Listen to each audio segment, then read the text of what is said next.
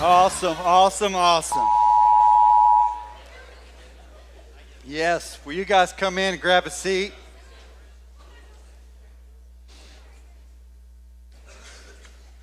Thank you for joining us on National Go to the River Day. I just decided to invent my own day yesterday, so that's what we did. So here's the deal. If you've been here many times before, awesome. We're so glad you're all here like always. If you've never been here before, we want to thank you so much for visiting. We want to have a way to get a hold of you later on before you leave. But here's why we do what we do. The reason that you're here, the reason that we come together and go after this is we want every single person that comes into this building to experience three things today. We want you to come in here and we want you to have an experience with God. And whether you realize it or not, you may have been here and not fully recognize that you can experience God. But I want to tell you, the one that determines your level of experience with God is you.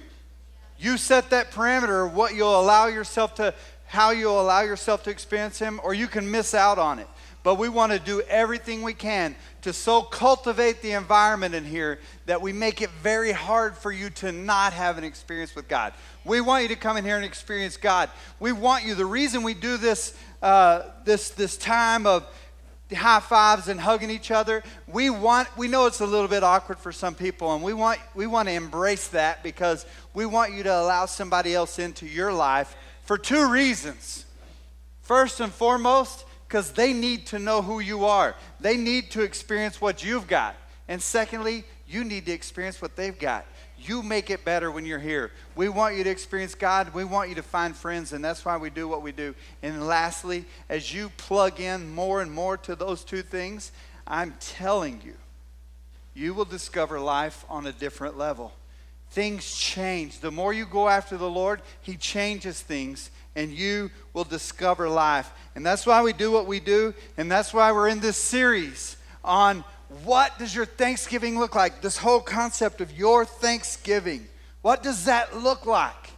And we use this time of year because, it's the perfect time of year, not only because of the awesome holiday of Thanksgiving, but because of the fact that the Panhandle Panthers ran over Winter this week.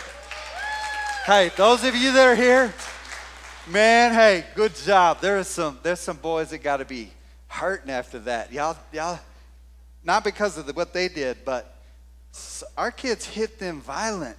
There were some violent hits that I felt in the stands. And when they have to send guys off the sideline to help their defense tackle Cooper Jones, you know that something good's happening. It was a good day. It was a good day. So Thanksgiving, we think about all these things, and we think about what does your Thanksgiving look like. And so last week's message, I hope that you felt it. I hope that you felt the heaviness of that. I'm telling you, church, I really am truly, the Lord has burdened me with this for a while about asking, Mark, what does your Thanksgiving look like? And again, we talked about not the holiday and not just the checklist of, well, I'm thankful for my wife and I'm thankful for my kids. And there's a level of that, but the overflow of your heart. What does your Thanksgiving look like? And we talked last week, excuse me, about where your Thanksgiving comes from and what that looks like. And it has everything to do with the condition of your heart. It's the condition of your heart. And the condition of your heart matters. And we talked about the difference between a hard heart and a soft heart. And what comes out of those is totally different. You have the ability to condition your heart, to let the Holy Spirit soften your heart. And the natural product of that will be thanksgiving to God. And it's experiences that you have. And it's things that you do. I was just talking to Scott a minute ago, and we were talking about communion. They leave for Israel tomorrow, right? Or this week, Thursday, this week. And he said, I'm just realizing how many times I've done that and the fact that I'll never do that again the same after this week. because he's going to go and he's going to get a different taste of what the realities of that is, and see where Jesus was and experience that. I want you to feel that on a different level every week when you come here. My prayer for you is that every week when you come to this communion table, that it's different than any experience you've ever had before. Because it's welling up out of a heart of thankfulness of who God is and what he's done for you in your life. The condition of your heart matters, church. We looked at our words and why they matter.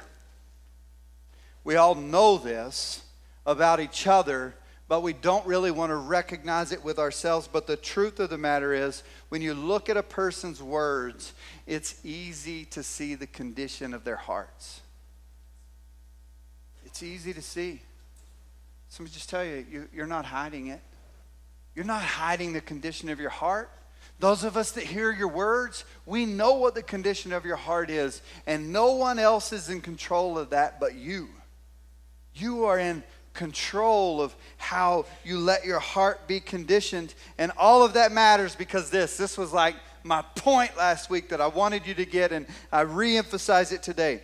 After we determine that we have this ability to condition our heart, we're able to recognize that the altar that we worship at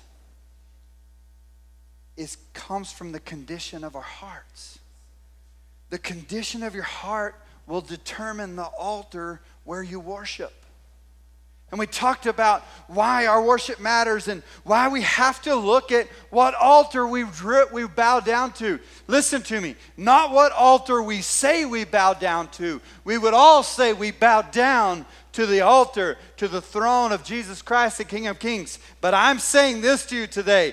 I'm not talking about what altar you say you worship at. I'm talking about what altar you show you worship at. It's a huge difference. The scripture, Jesus talked about it in the scriptures. It talks about it all through the scriptures. And I wonder if by us not ever evaluating our thanksgiving, if we couldn't be these people. Listen to what Jesus said. They worship me with their mouths, but their hearts are far from me. And I wonder if that applies. I wonder if that fits us. And so what I want to move from last week's message into today's message came out of a word that God gave me for Clayton before he left to go to California, which, by the way, baby, it's good that you're here. These holidays, as I get older, and I guess, as you watch these kids and you spend time with them, seeing Clayton back here and Jeff up here playing, and oh man, it makes me happy. But the Lord gave me a word for Clayton before he left to go to school, and he said, I told Clayton, I said, man, I feel like the Lord wants me to ask you or to tell you, you're going to figure out it's a vastly different thing to be in love with the person of Jesus as compared to being in love with the idea of Jesus. And that word, I don't know if it was for Clayton or not, but it's impacted me since I gave it to him months ago. And the Lord has had me wrestling with it.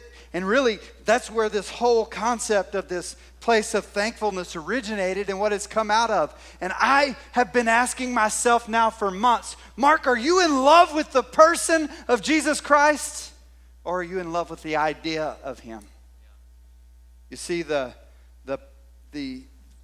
difference of those two kinds of lives is huge. To be in love with the idea of Jesus or to be in love with the person of Jesus, one way you can determine that is like this. Do I try to fit Jesus into my life? And being honest, you can answer. You're the only one that can answer that question. Do you try to fit Jesus into your life? Because if that's the case, you're in love with the idea of Jesus.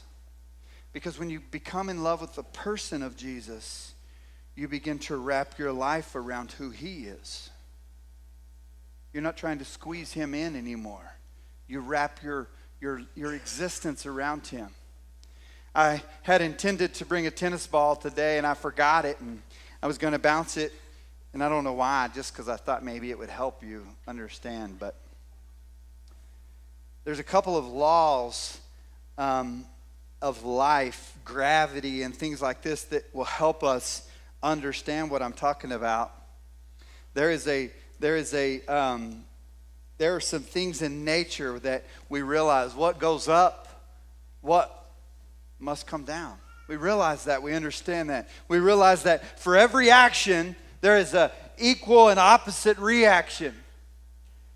And the reason it's important for us to understand these concepts is because I have to grasp these physical concepts in order to establish different levels of relationship.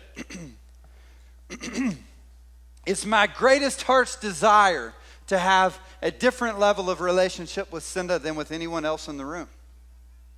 And so what I have to realize is that what I desire from her, that is then what I begin to get from her. What goes up must come down. I have to give in order to get, and I have these desires, and whenever I put an action in front of her, I'm going to receive an equal and opposite reaction. And whenever I love her when she's not being lovable, that never happens. When she loves me and I'm not being lovable, as she continues in that, listen, it changes my actions. And we realize this when it comes to the idea of marriage. We talk about marriage and we realize that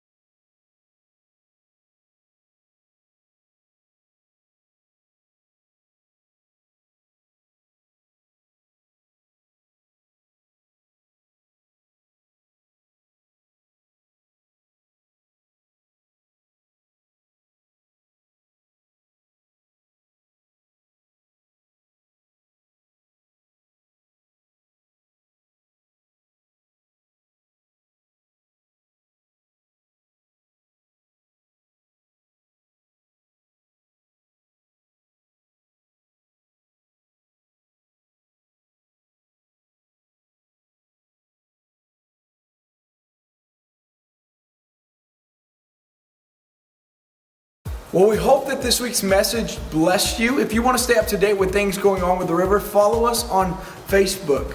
But if this ministry's blessed you and you would like to sow into it, there's a couple ways to do that. One is you can download our River app, which is available on the iTunes Store and the Google Play Store, or you could go to our website, www.theriverpanhandle.com, and give that way.